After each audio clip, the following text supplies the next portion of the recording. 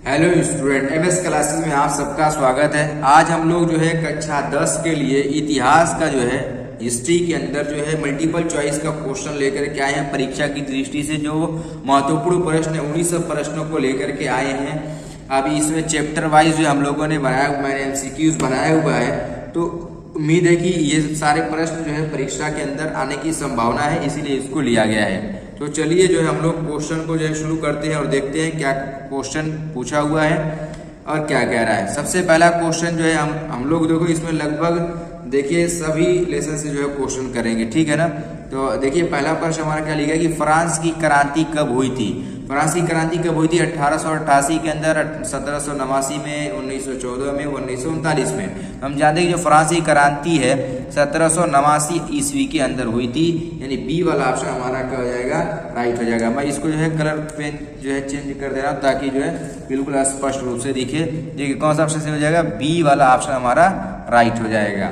अब इसके बाद देखिए अगला प्रश्न क्या लिखा है कि 1789 ईस्वी में फ्रांस किस प्रकार का राज्य था। तो फ्रांस जो है किस प्रकार का राज्य था, असीमित राज्य था या फिर जो है सीमित राज्य या प्रजातंत्र या गणतंत्र। तो जो ए वाला ऑप्शन है यही वाला राइट हो जाएगा, असीमित राज्य था। ठीक, अगला प्रश्न देखिए क्या लिखा है कि नेपोलियन का संबंध किस देश से था। तो नेपोलियन का जो संबंध है वो किस देश से था, जर्मन से था, इटली से था, फ्रांस या इंग्लैंड। तो इसका संबंध जो इन लोगों का जो संबंध है वो फ्रांस से था, ठीक है। सी वाला ऑप्शन आप लोग को राइट हो जाएगा। चौथा प्रश्न क्या लिखा है कि राष्ट्रवाद का प्रारंभ सर्वप्रथम क्या लिखा है, राष्ट्रवाद का प्रारंभ सर्वप्रथम किस देश में हुआ। तो राष्ट्रवाद का प्रारंभ जो है सबसे पहले इंग्लैंड के अंदर हुआ या अमेरिका में, फ्रांस में, रूस में। तो फ्रांस के अंदर हुआ था, ठीक है। इसका वाला भी जो ऑप्शन हम लोग का हो जाएगा, सी वाला ऑप्शन राइट हो जाएगा। अगला प्रश्न क्या लिखा है कि राष्ट्रवाद की अवधारणा का जन्म किस घटना से माना जाता है। किस घटना से माना जाता है, किसका, राष्ट्रवाद की जो अवधारणा का जो जन्म है वो किस घटना से माना जाता है। तो हम जानते हैं किसकी, धर्म सुधार आंदोलन से या पुनर्जागरण से, फ्रांस की क्रांति से या गौरवपूर्ण क्रांति से। ये फ्रांस की क्रांति से जो है माना जाता है। किससे माना जाता है, फ्रांस की क्रांति से। यानी कौन सा ऑप्शन इसका राइट हो जाएगा, सी वाला ऑप्शन इसका भी सही होगा। अब देखिए अगला प्रश्न क्या लिखा है कि नेपोलियन की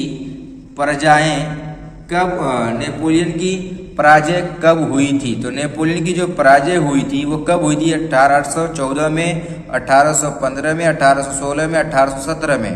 तो 1814 में जो है नेपोलियन की जो है पराजय हुई थी, ठीक है। अगला प्रश्न देखिए क्या लिखा है कि वियना सम्मेलन की मेजबानी किसने की थी। तो इसकी जो है मेजबानी किसने की थी, देखो यहाँ पर जो है दिया हुआ है हमारा मार्टिनिक ने या बिस्मार्क ने, चार्ल्स डस्मन ने। तो या इसका जो पहला वाला ऑप्शन है यही वाला आपको राइट हो जाएगा, मैटरनिक ने, ठीक है ना। अब देखिए अगला प्रश्न क्या लिखा है, आठवां वाला लिखा है कि वियना संधि कब हुई थी। वियना जो संधि है ये कब हुई थी। तो ये 1848 में हुई थी या जो है 1815 में, 1816 में, 1817 में। ये 1815 ईस्वी में हुई थी, यानी बी वाला ऑप्शन हमारा राइट होगा। अगला प्रश्न देखिएगा लिखा है कि यूरोप में किस दशक में आर्थिक मंदी आई। यूरोप के अंदर किस दशक के अंदर आर्थिक मंदी आई। तो ये जो है 1830 ईस्वी में इसकी आर्थिक मंदी आई थी। कि कब, 1830 ईस्वी के अंदर। अगला प्रश्न देखिए क्या लिखा है कि जर्मन संस्कृति में यहाँ पर लिखा है कि जर्मन संस्कृति में वोल्क्सशील्ड का आशय था किसका, राष्ट्र, संविधान और जो है यहाँ पर लिखा है आत्म जनता और संसद। यहाँ पर कौन सा इसका कौन सा ऑप्शन होगा 10वें वाले का। तो 10वें का जो ऑप्शन होगा पहला वाला राष्ट्र, ए वाला हमारा ऑप्शन सही हो जाएगा।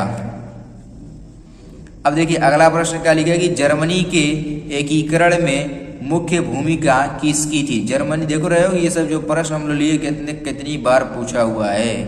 जर्मनी के एकीकरण में मुख्य भूमिका किसकी थी? तो मुख्य भूमिका जो हमारी किसकी थी जर्मनी के एकीकरण के अंदर?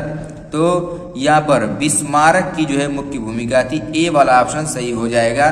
नेपोलियन मत लगा दीजिएगा, ए वाला कर, बी वाला ऑप्शन सही होगा बिस्मार्क की।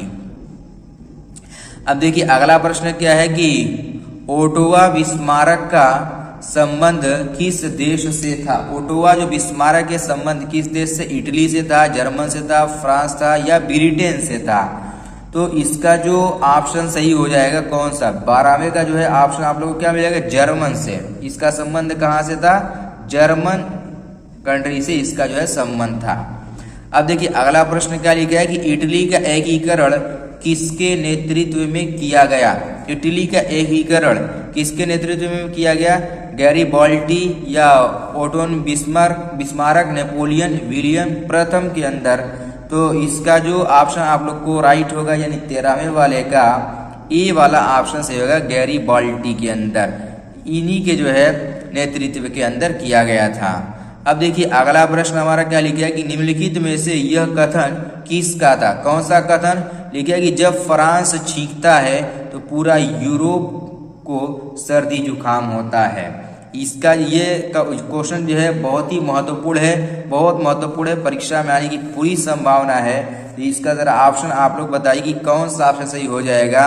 काबूर ने या बिस्मार्क ने या मेजिनी ने या जो है मैट्रिनक ने? तो इसका जो ऑप्शन सही है डी वाला ऑप्शन आप लोग को सही हो जाएगा। ठीक है ना।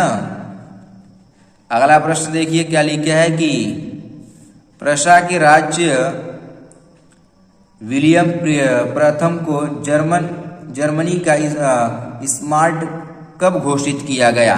दिसंबर 1817 के अंदर या जनवरी 1817 में, जनवरी 1871 में, जनवरी 1872 के अंदर? कब इसको घोषित किया गया? तो इसको जो है जनवरी 1871 ईस्वी में घोषित किया गया था। स्मार्ट घोषित किया गया था, जर्मन का स्मार्ट इसे घोषित कर दिया गया था। किसको? वहाँ जो कि प्रशा के राजा जो है विलियम थे, इनको जो है प्रथम जनवरी का जर्मन का जो है स्मार्ट घोषित किया गया था। कब? जनवरी 1871 के अंदर। ये हमारा इसका ऑप्शन है। उम्मीद है कि ये वाला भी प्रश्न आप लोग अच्छी से देख लिए होंगे और इसी तरीके से बने रहिए। कोशिश कर रहा हूँ कि आप लोगों को जो है लगभग इतिहास का और अदर जो सब्जेक्ट है उस सब का जो मल्टीपल चॉइस है वो सारे क्वेश्चन आप लोग को दे दिए जाए।